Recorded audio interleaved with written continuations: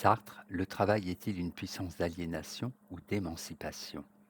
En soi, le travail est libérateur. Il permet de s'arracher à une nature donnée, de réaliser des œuvres qui portent notre marque, de nous réaliser en réalisant, de nous élever au-dessus de la nature et du moment présent, par une conquête de ce qui n'est pas encore.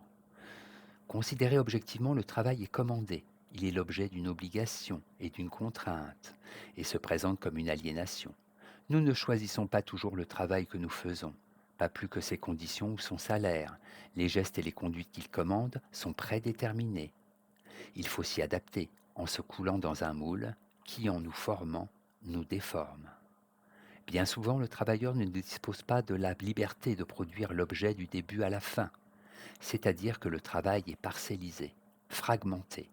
Le taylorisme a parcellisé le travail, jusqu'à priver l'homme de sa capacité de penser. Le travailleur est privé de ses forces génériques, intérieures, profondes, pour ne plus exercer sa tâche qu'en tant qu'organe partiel d'un système qui lui échappe.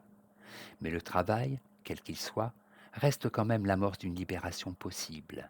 Réaliser une tâche, c'est ne plus dépendre des ordres contingents et capricieux du maître, dont le pouvoir s'arrête au moment même où le travail s'accomplit. Si le travail est certes imposé à l'origine, et si ces produits n'appartiennent pas au travailleur, celui-ci a toute maîtrise et tout empire durant le temps de sa tâche.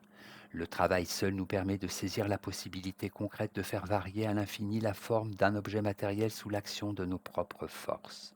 Il est le germe de la liberté humaine face au déterminisme de la matière.